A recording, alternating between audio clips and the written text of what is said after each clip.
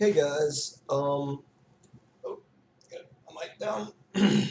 Hey guys, I was actually planning on making a completely different video today about toroid farming, but they just released this Wukong update that I had no idea about, and I honestly think like almost redeems the Warframe. Now I say almost because the OP meta stuff like Saren and like Mesa, like that kind of thing, you're still going to be superior. But I just did about 10 waves of solo defense with it to try this build out. Now, Wukong has now joined the family of builds that your like entire equipment set are going to have to be based around. This is how I built it initially, and that strength is important because that health multiplier, you want your clone to be like immortal, right? Okay, so I guess I should start with what the abilities are now, since people may not have tried this yet. So your one now splits you into two people, and if you're doing melee, the other one will cover you with fire from your primary weapon. That's important, and then vice versa. If you're up there sniping, then your other one will get down there and melee.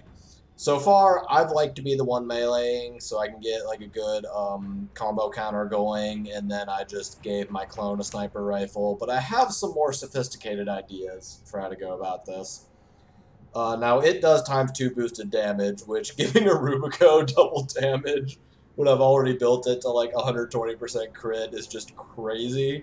So, moving on. Now, Cloudwalker, it's just like it was before, but now it heals you and your clone for 2% health per second. So basically, it's just like a Vazarin Void Dash. I haven't tried this honestly because I haven't really had to, but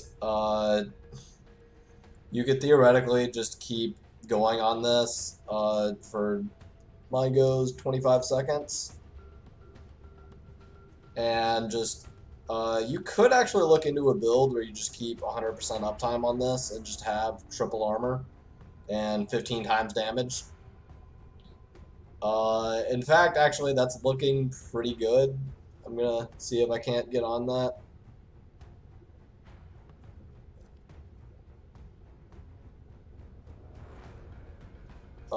Yeah, actually, I think, yeah, now we're talking. Alright, so 45 seconds of triple armor with 3 seconds of invincibility, a 15 times damage multiplier, and a triple armor multiplier. That is crazy, because triple on that, you'd be at like 1800 armor, and like, that's a ton. And then, of course, you have your like Iron Staff, which, I'll be honest, I don't ever see a situation in which I'd be using this. Even with the high duration, it's good to know that I could if I had to, but again, there are real melee weapons you can build better than that thing. So that's my idea on the Warframe itself. Now, for even more survivability, I put adaptation on there. The other thing is, you don't really need a lot of energy. I'm just using this, I'm intentionally using a flawed flow right now because I need the build to fit, and of course I haven't had time to forma this yet. I honestly don't know if I'll bother, because that would essentially just get me more energy is all a forma would do for this. So I'll leave this up a second just so you can see what I'm running. Now, of course, you could format more if you wanted to use like maxed on all the Umbral stuff, but I think 1300 health and 600 something armor, really 1800 armor is fine and plenty. Now, with my initial run, I was meleeing on a Grand Prime here, and I know, it's probably possible to have a better build than this. So the idea here is you just Blood Rush and Berserker your way up to ridiculous melee combos, and then you just do like constant red crits, and it's insane. And what was I gonna do?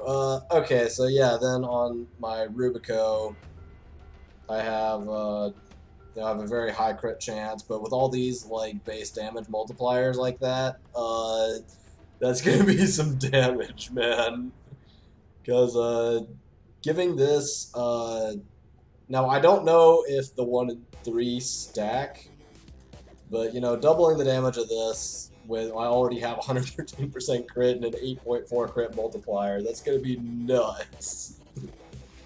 So let me take a closer look at this. Your passive is extra lives, of course. So boosted damage. That's just on your twin.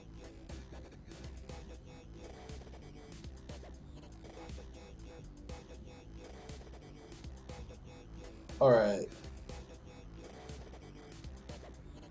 So yeah, you get 4 seconds of invulnerability to capture as much damage as you can, and then you get like all these crazy bonuses. Oh, the 15. Oh, the damage multiplier is just from like what you absorb. So I guess it's kind of like Nyx's 4 now, I guess. So, okay. Honestly, what's important from that is the armor, because yeah, I think that puts you past Rhino, and honestly, I think Wukong may actually be one of the better tanks in the game now. Because not only do you have like stupid high armor and good health and easy restoration and all that, but you also now have a second guy to also take aggro and stuff for you. Now, another thing I've noticed is your twin will keep fighting if you go into void mode or operator mode, whatever you want to call it. So that's neat. And but it will instantly take away your twin if you go into a nullifier shield. I believe if either one of you does. So you'll have to be careful with that, and that's also another reason that I want my twin to hang back and snipe. Now, I haven't looked into how this works on the index. If I had to guess, I'd say that all the coins or like credits or whatever stick on you. I'm not sure about that. That'd be an interesting thing to look into, but that was just kind of my first look. Now, I also wanted to propose a stranger idea where you take a what happens is your twin will teleport a lot. Ew. Okay, cool. We're good. So I thought about actually running with something like an Ignis that has 100% status, and then really capitalizing on condition overload. But I don't know how that's gonna work out. That should work as far as like the mechanics of it, but I don't know how practical that would be. Because you could have like 100% status, so then on that was 2 types, so then you'd have a base, like basically that would be double damage before everything else on yours. And you'd have to make sure that you're using different status types. Like this one's using viral. This one's doing radiation viral. So I'd actually have to change that a little bit. And you'd also have to be very, very careful not to blow yourself up with explosion damage. So magnetic gas, yes, that could work. That could work very well, actually, because that would give you 180% extra damage from condition overload. Assuming that you got a status output from your weapon on the first swing, then on the second swing, you could have those 3 going. But my other concern is now I've always used condition overload, but I've always been concerned about the fact that it will never apply until the second swing if you're running melee only. But this idea could change that. Now, I'm not gonna like bore you all with like a run through of what it looks like in combat and stuff, but those are just my thoughts on the build. You know, minutes after it released.